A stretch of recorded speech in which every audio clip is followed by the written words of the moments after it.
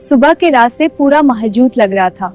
गांव के तालाब के किनारे कुछ बतखें तैर रही थी। मैं रिया हूँ, शहर से पढ़ाई पूरी करके अपने गांव लौटी हूँ। मेरा सपना है गांव के किस्सों को आधुनिक और पछतारे में बताना। बेटी रिया, तुम रोज यहाँ क्या देखने आती हो? नमस्ते काका, मुझे यहाँ का सूरज बहुत पसंद है। चाचा, मैं यहाँ बतख पालन का प्रोजेक्ट शुरू करने आई हूँ। हमारे घर में बतख पालन? हाँ, लेकिन मैं इसे शुरू करूंगी। बस चाचा, यही तो मैं बदलना चाहती हूँ। बतख पालन बहुत आसान और कम खर्च वाला व्यवसाय है।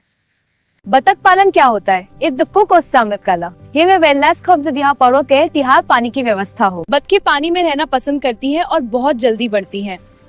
गांव के लोग अब ध्यान से सुन रहे थे। अगर आप बतख पालन करना चाहते हैं तो अच्छी नस्ल चुनना बहुत जरूरी है। भारत में कुछ लोकप्रिय नस्लें हैं। खाकी कैम्बल बतख, इंडियन रनर बतख भी नगे में बहुत होती है।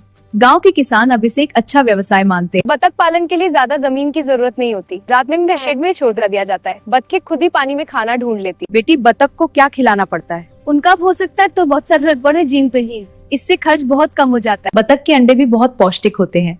होटल और बाजार अंडा दे, रोज अंडा दे तो किसान की अच्छी आय हो सकती है। शुरुआती खर्च 10 से 15,000 रूपए होता है। एक समय अंडे देने पड़ती है। इससे अच्छी कमाई हो सकती है। बतख पालन को खेती के साथ जोड़ा जा सकता है। इसे इंटीग्रेटेड फार्मिंग कहा जाता है। बतख की मिट्टी को उपजाऊ बनाती है। बतख पालन के कई फायदे हैं। कम बीमे से अंकमा से आए, तालाब का उपयोग और गांव में रोजगार। कुछ ही दिनों बाद मैंने बतख पालन शुरू किया। अब यह एक बहुत अच्छा है। बेटी, तुमने सच में गांव की तस्वीर बदल दी। चाचा, अगर हम नई तकनीक अपनाएं तो गांव भी आगे बढ़ सकता है। गांव के युवा आधुनिक कृषि अपनाकर रोजगार की नए पैदा कर सकते।